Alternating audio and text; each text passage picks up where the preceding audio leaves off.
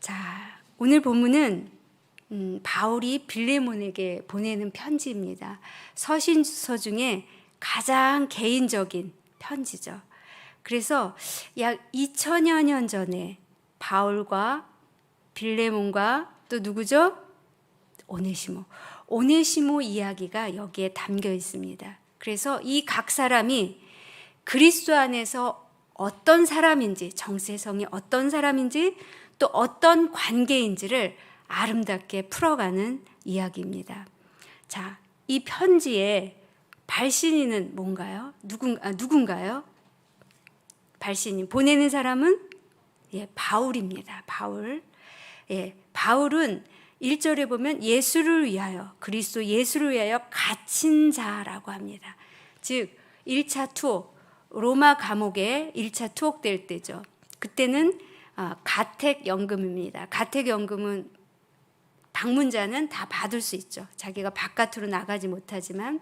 성경은 바울이 가택연금 되었던 지역이 로마, 또 가이사라, 빌립보, 또 에베소가 있습니다. 근데 빌레몬서, 옥중서신은 로마에서 썼다고 대부분 학자들이 주장하고 그것을 정설로 믿습니다.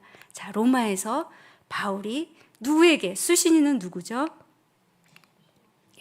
보면은 빌레몬입니다. 빌레몬인데 빌레몬뿐만 아니라 2절에 보면 아비와 병사된 아키포와 내 집에 있는 교회. 자, 사실 빌레몬에게 보내는 편지지만 거기에 아비와 아키포, 이 둘은 아내와 아들이라고 추정을 합니다.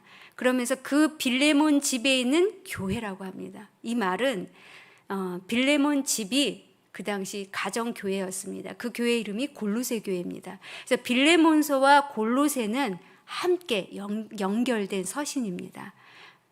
그래서 사실은 빌레몬에게만 보내는 게 아니라 가족과 빌레몬이 모이는 교회 전체에 보내는 서신이기도 합니다.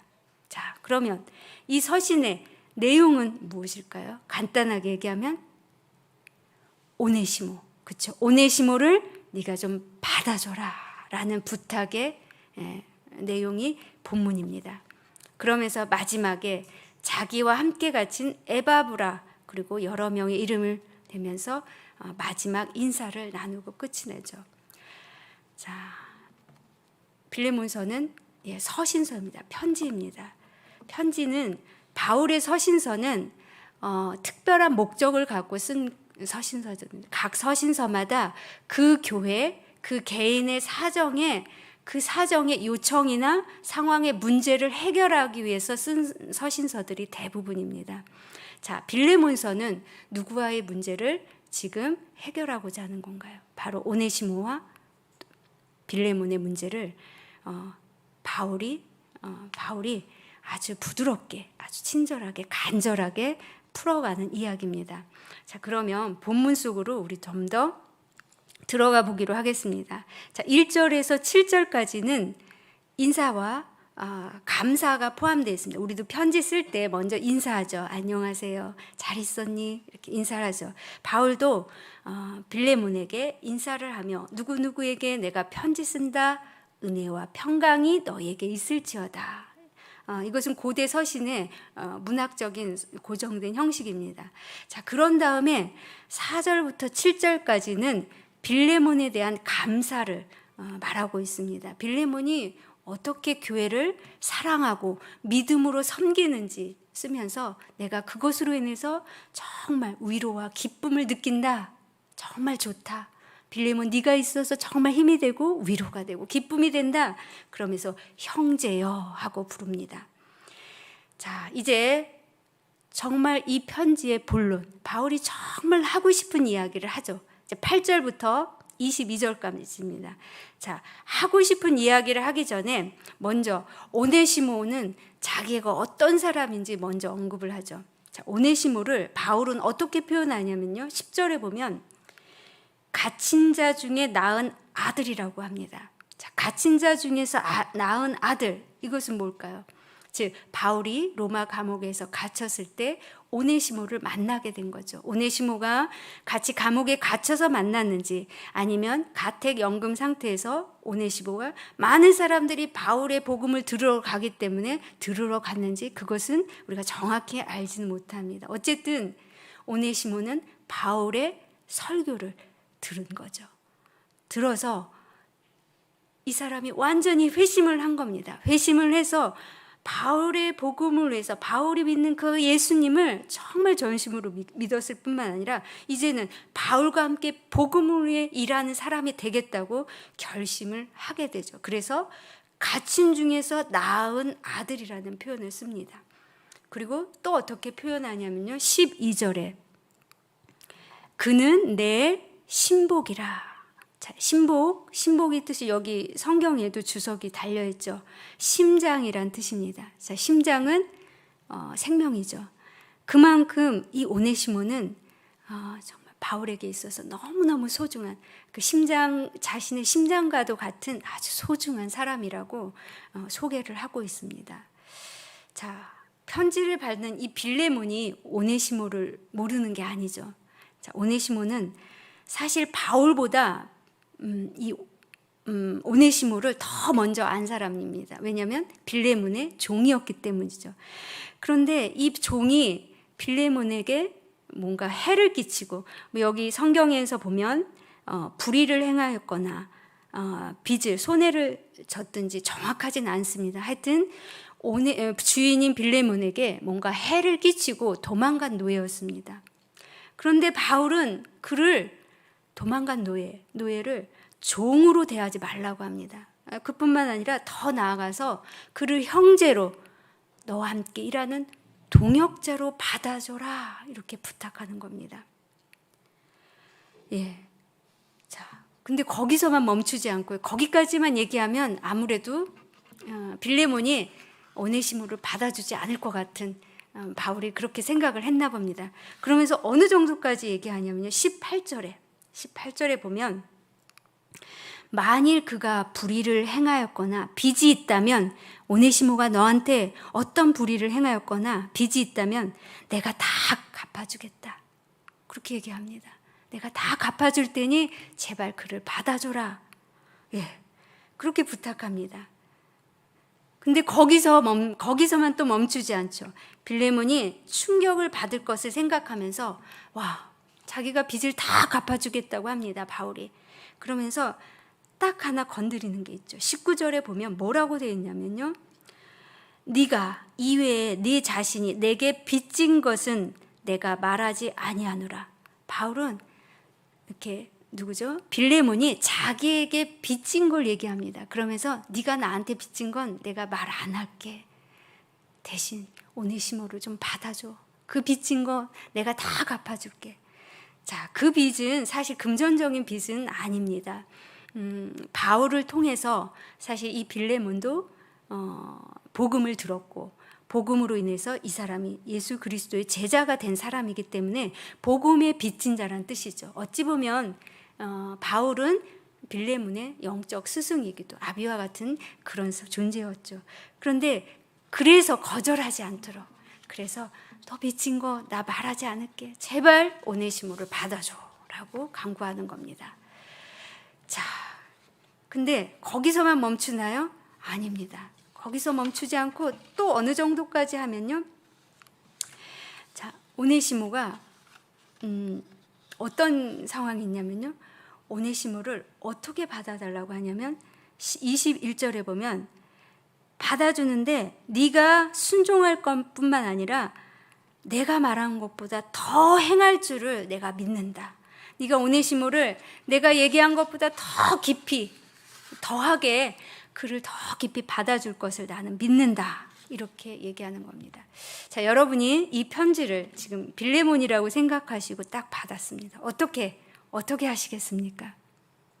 자, 빌레몬은 이 편지를 받고 아마 많이 망설였을 것입니다. 아까도 말한 것처럼 수신인이 빌레몬 혼자가 아니었습니다. 빌레몬과 그의 가족 아비아, 아키포 또 네 집에 있는 그 교회라고 분명히 교회 전체에게 말씀하시는 건데 사실 빌레몬 한 사람에게 해를 끼쳤는지 아니면 여러 사람에게 교회 전체에 해를 끼쳤는지는 알 수 없지만 그 가정이 교회였기 때문에 이것은 교회에 어쩌면 큰 손해나 아픔이나 고통을 오네시모가 주고 갔었을 수도 있습니다. 그렇기 때문에 바울은 쉽게 빌레몬은 고민을 했을 것 같습니다. 여러분, 당시 로마 식민지 아래 노예는 어떤 존재였습니까? 물건이었습니다. 그냥 재산, 소유물의 하나였어요. 그래서 그냥 소유물 하나 아무 불의를 행하지 않았더라도 내가 마음에 안 들거나 그러면 법 없이 그냥 처벌해도 아무 상관이 없었습니다. 그런데 오네시모는 주인의 어떤 것을 해를 가하고 도망친 노예였습니다. 잡아서 그냥 처형을 해도 사형을 해도 아무 문제가 없던 시대였죠. 그런데 그 종을 바울이 만나서 회심하고 이 사람이 새 사람 되었다. 그러니 받아줘라까지도 아니고 바울에게 심장과 같은 이 사람을 네가 나를 대하듯이 이 오네시모를 형제요 동역자로 제발 받아달라라고 얘기하는 겁니다. 빌레몬과 가족과 온 교회는 아마 많이 기도했을 것입니다. 자, 그런데 그 결과는 이 빌레몬서가 말하고 있죠. 빌레몬과 교회는 그를 형제로 동역자로 받아들입니다. 그렇지 않았으면 이 빌레몬서가 오늘날 우리 성경으로 읽혀지지 않았겠죠. 자, 여기까지는 우리 이 성경의 줄거리였습니다. 자, 상황이 그려지시죠? 우리는 이 빌레몬과 바울과 오네시모의 관계에서 중요한 것을 발견합니다. 두 가지를. 첫 번째는 그리스도 안에서 변화된 새로운 정체성과 새로운 관계가 이 빌레몬서에 담겨 있습니다. 먼저 바울과 오네시모의 만남을 먼저 말씀드립니다. 바울은 어떤 사람이었죠? 그의 존재는 로마 시민자였습니다. 그리고 그리스도를 이단의 괴수라고 여겨서 그리스도를 믿는 사람들을 박해하고 죽이는 일에 적극적으로 동참했던 핍박자였고 박해자였죠. 근데 그 바울이 예수님을 만나면서 예수 그리스도를 전하는 전도자가 되었습니다. 자, 이렇게 신분이 바뀌었습니다. 그리스도 이후에. 그래서 바울은 이 빌레몬서를 쓰면서 자기를 뭐라고 소개해요? 다른 서신서 보면 나 사도된 바울, 사도권을 굉장히 주장하죠. 근데 빌레몬서에는 특별하게 주 예수, 그리스도 예수를 위하여 갇힌 자, 계속 자기를 갇힌 자라고 표현합니다. 한 번도 빌레몬서에서는 사도라는 표현을 쓰지 않습니다. 자기를 그리스도 안에서 갇힌 자라고 표현합니다. 이것은 갇힌 자는 무엇입니까? 옥에 갇힌 자는 죄 때문에 갇힌 거죠. 근데 이 죄는 예수 그리스도, 그 당시 예수 그리스도를 믿는 것을 죄라고 여겼던 그것 때문에 갇힌 죄죠. 그래서 그렇지만 자신은 죄인으로 감옥에 있지만 사실은 예수의 생명에 있는 참 생명된 모습, 참 자유자라는 것을 이 갇힌 자와 대비시켜서 강조하고 있는 것입니다. 또 오네시모가 어떤 사람입니까? 도망자입니다. 죄인입니다. 언젠간 지금 감옥에 있으면 처벌을 받는 거고요. 지금도 여전히 도망자 신세면 죄인인 것입니다. 언젠가는 붙잡혀서 감옥에 갇히거나 갇혀있는 그러한 사람을 대비시켜서 갇힌 자라고 강조를 하죠. 자, 오네시모는 어떤 사람입니까? 도망친 노예입니다. 언제 감옥에 갇혔으면 언제 죽을지 모르는 사람이었고요. 혹시 아직 감옥에 갇히지 않았더라도 언제 자기가 감옥에 갇히고 또 죽을지 모른다는 그 두려움과 절망 가운데 있는 사람이었을 것입니다. 근데 이 사람이 바울의 복음을 들었습니다. 여러분, 바울의 복음은 어떤 것입니까?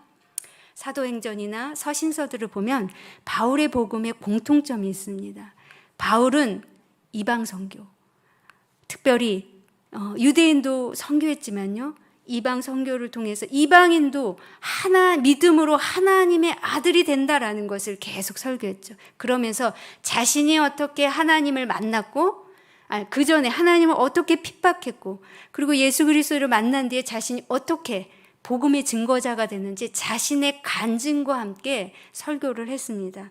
아마 오네시모는 이 바울의 이 간증과 설교를 분명히 들었을 것입니다. 갈라디아서 3장 26절, 28절에 보면 바울의 그 초점이, 이방인에 대한 초점이 잘 그려져 있습니다. 너희가 다 무엇으로? 믿음으로 그리스도 예수 안에서 하나님의 아들이 된다. 그래서 유대인이나 헬라인이나 종이나 자유인이나 남자나 여자나 다 그리스도 안에서 하나다.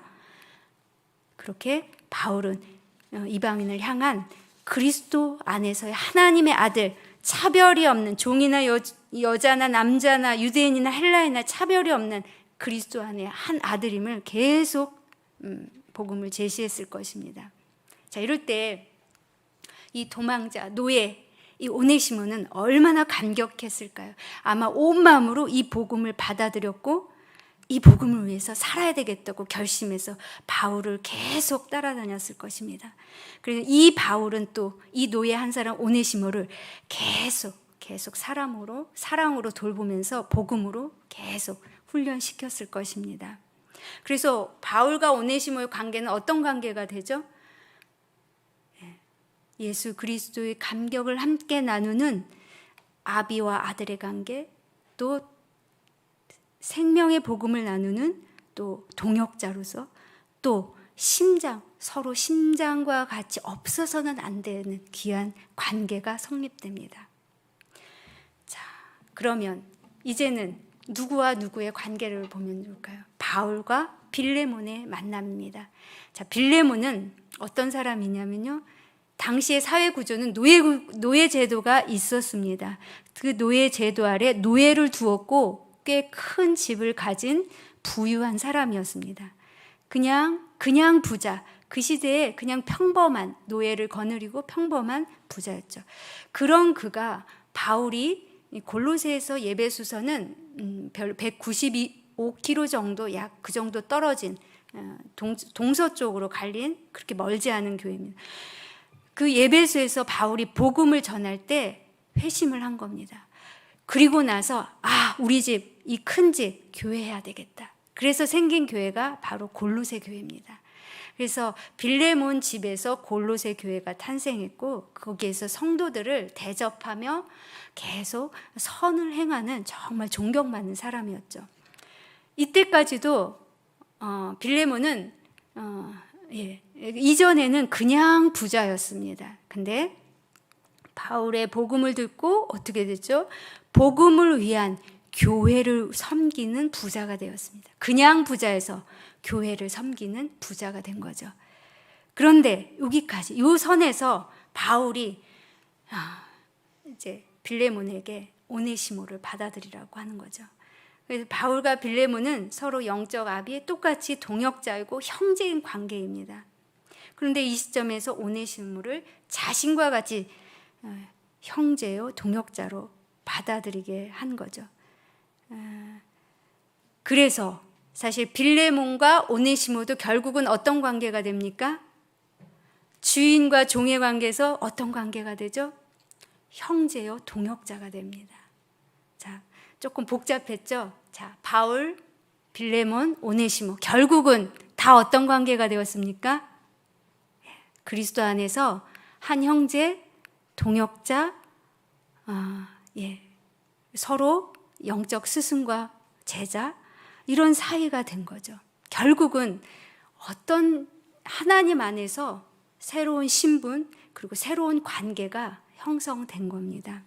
그래서 그리스도 안에서 새로운 존재임을 내포하는 거죠. 바울은 핍박자에서 전도자, 그리고 빌레몬은 노예를 부리는 부자에서 노예를 품은 교회의 지도자가 되었고, 또 오네시모는 노예에서 복음의 자유로운 일꾼자가 된 거죠.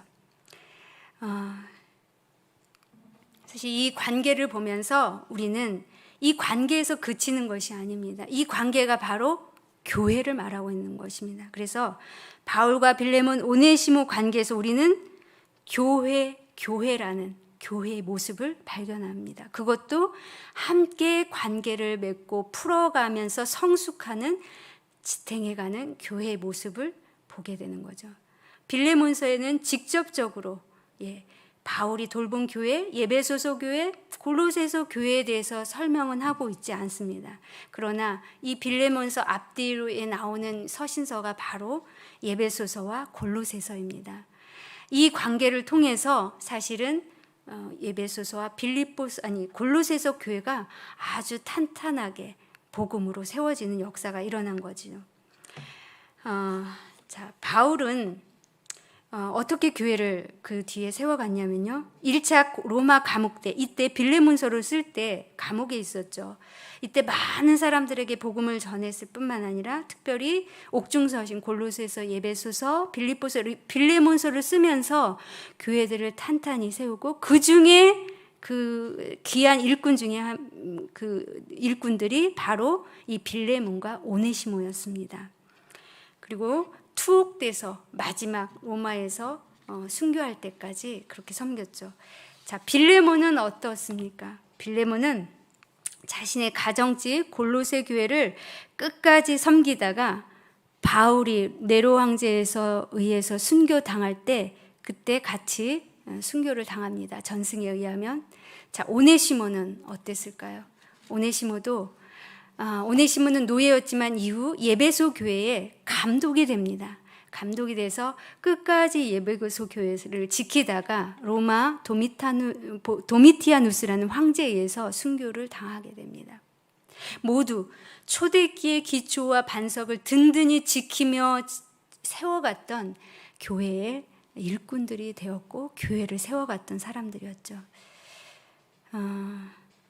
여러분, 교회는 우리가 빌레몬서 조금은 복잡하고 딱딱한 이야기였지만 교회는 보통 인연이 아닙니다. 여러분, 교회는 건물이 아닌 거 아시죠?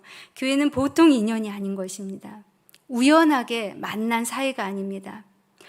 지금 우리가 모여있는 이 교회도 하나님이 맺어주신, 하나님이 관계하라고 보내주신 한 사람이라는 거죠. 여전히 우리는 죄인으로 연약하지만 그리스도 안에서 바울이, 빌레몬이, 오네시모가 신분이 변하고 서로 아름다운 관계로 교회를 세워갔던 것처럼 우리도 하나님의 자녀로, 형제 자매로, 동역자로, 또 심장, 생명을 함께 나누는 사람들로, 주님의 복음이죠, 나누는 사람들로 부르심을 받은 사람들이라는 거죠. 부르셨다는 거예요. 그걸 하라고 부르셨다는 거죠.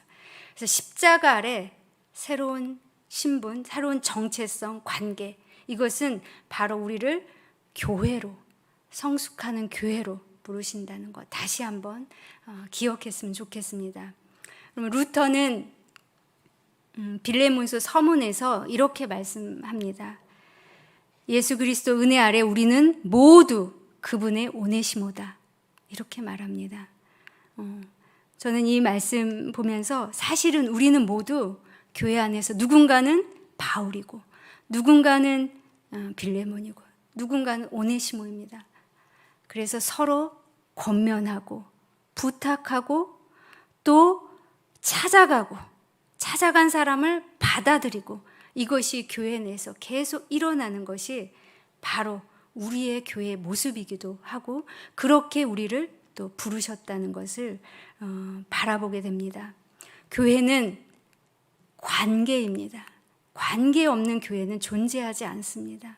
서로 변화하고 성숙하는 것이 교회입니다.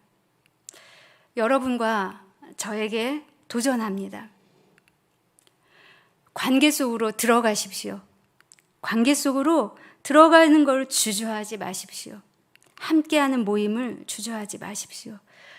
우리는 우아하게 서로 인사를 나누고 그냥 거기까지 관계를 맺는 그러한 관계가 아닙니다.